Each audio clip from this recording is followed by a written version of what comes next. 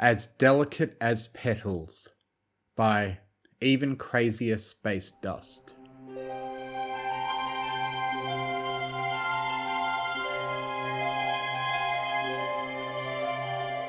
As rainbow lights filled the air, Pipp suddenly felt something she'd never felt before. A tremendous amount of energy flowed through her wings and into her entire body, and she was filled with the overwhelming urge to fly, to just take off. She barely had to think about it before her hooves left the ground, and soon she was soaring alongside her sister, her mother, and her newfound friend Sunny. It felt euphoric, like a miracle or a dream come true, the wind in her fluffy wings and rainbows everywhere, as though her wildest, silly fantasies had come true all at once. A loud laugh escaped her as she was overwhelmed by the pure joy of the moment, circling and gliding, coming to her as easily as running. But, as they do, all moments come to an end. The rainbows began to fade, and Zip eased Sunny to the ground as her glowing wings and horn became barely more than a hologram, before it all vanished completely. And then Pipp felt herself begin to wobble. Panic twisted her stomach. No, this isn't right! The magic is supposed to be back now. Why is this suddenly so hard? She took a slow breath, trying to compose herself and put all the strength she possessed into keeping her wings outstretched and gliding to the ground. Just like practice with the fans, she told herself, stumbling a little on her landing, but managing to stay upright. Pipp looked up to see that her fellow Pegasi were having no such issue. Rather than being a comfort, it only made her stomach twist more. What's happening? Noticing her distress, Zip glided down to join her. Hey, what's wrong, Pipsqueak? Zip asked in a light-hearted tone. Zip, I still can't do it, Pipp cried, once again feeling overwhelmed, but now with fear instead of joy. It feels just like the fans for me, and you know I always needed the wires more and... Hey, breathe. Zip attempted to calm her sister's frantic chatter with a gentle hoof on her shoulder. You're probably just a little freaked out. Does it feel that way for you? Zip was silent for a long moment, and then the realization of why her baby sister was so freaked out set in, and she turned her muzzle skyward. Mom! Queen Haven circled above her girls for a moment before landing beside them. What's wrong? It's Pipp. She's having trouble flying, Zip said bluntly. I see. Pipp did not understand why her mother's eyes were so full of guilt. Zip, go catch up with your friends. Don't say anything about your sister. Pipp, I want you to come for a little walk with me. Zip nodded and immediately took flight again, soaring with ease over to Sunny, Izzy and Hitch. Pipp felt an ache deep in her heart that she simply didn't understand as her mother gently nudged her away. They walked a fair distance until they were far enough from the excitement that no pony could overhear them, and far enough from the road that they wouldn't be passed by accident.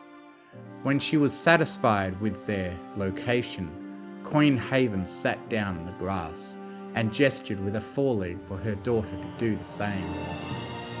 Pipp sat down facing her mother. Mum, please, so much has already happened today.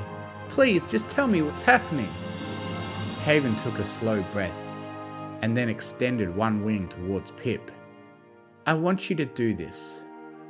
Pipp nodded slowly, still terrified of where this conversation was going, and extended one wing towards her mother, so the tips of their wings touched. I want you to look at your wing next to mine. Do you see how my feathers are sleek, sharp and thick? Pipp nodded, lightly running a hoof over her mother's feathers. Now, it had been a long time since Pipp had heard her mother sound so sad. Do you see how your feathers are soft and fuzzy?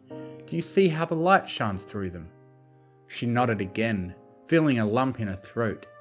The light doesn't pass through yours, or Zip's. When you were born, Haven explained gently, as if she was still a baby in her daughter's place rather than a teenaged princess. The doctor told me that you have a deformity in your wings. You grow soft down where you should have flight feathers. It's very rare, but it's been something that's affected Pegasus since the ancient days. I swore every doctor in Zephyr Heights to secrecy. So, you weren't going to tell me? The pink Pegasus had tears in her eyes, feeling like a tiny filly again as she looked up at her mother. Dearest. There was sorrow in Queen Haven's eyes, and Pipp didn't even need to hear what she'd say next. She already knew she was right, but her mother spoke anyway. Before today, it wouldn't have mattered.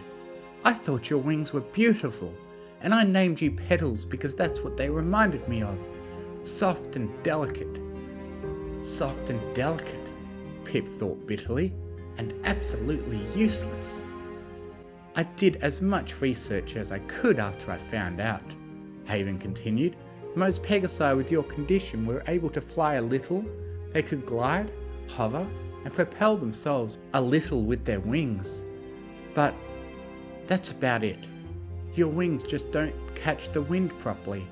But, I mean, if the old books are true, which I think tonight has proven, we used to be able to walk on clouds. You'd still be able to do that. Pipp sniffled a little, wiping her eyes.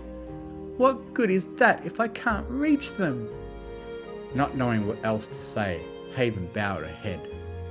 Would you like some time alone, Pipp? Uh-huh.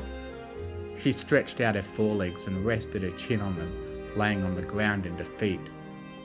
That should have been a red flag. Pipp never wanted to be alone, but Haven left anyway. Fortunately, Zip knew her baby sister just a little better than her mother did, and it wouldn't be long before Pipp heard wing beats and a soft landing behind her, followed by her sister's voice. Pipp? Leave me alone, Pipp whimpered. Go enjoy your flying, or whatever. Instead, Zip trotted closer before laying down beside Pipp, their flanks touching. Did Mum tell you? Pipp whimpered. Yeah, she filled me in. Zip was as casual as ever. Pipp tried not to hate it, but every little thing hurt right now. Still, it would have hurt more if she'd made a big deal of it, and they both knew that. Mum says in the old days we could walk on clouds. I know she meant well, but what's that worth if I can't get up there? Who says you can't? Pipp looked at her sister, shocked and angry. Mum! The doctors! Zip, magic or no, I can't fly! Zip once again put a comforting hoof on Pipp's shoulder. I never said you could. I said, who said you can't get to the clouds? Come on, you really think I'd leave my baby sister behind? A soft gasp escaped Pipp, followed by a whimper, and then in seconds she was sobbing into Zip's chest. She felt her foreleg gently wrap around her. When you're ready, Zip said gently, once Pipp's sobs had reduced to tearful hiccups. I think I know how we can do this. You won't let me fall? Why would I? You did at my show. Pipp could see the defiance in her sister's eyes.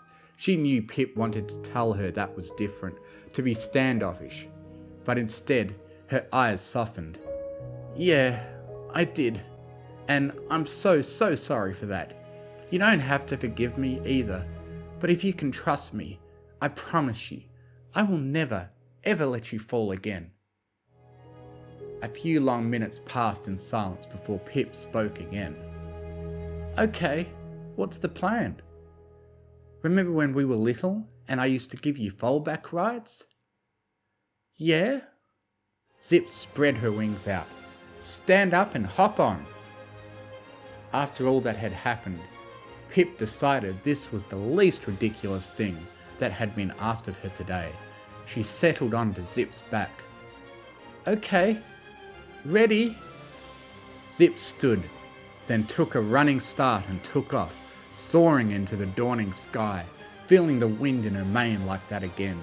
Pipp couldn't help but laugh, remembering what her mother had said about being able to glide. She stretched her own wings, delicate as petals, and they caught just enough wind to keep Pipp from weighing her sister down too much. Once again, that euphoria flooded her. Maybe she was delicate, but she was flying, and that was something, at the very least.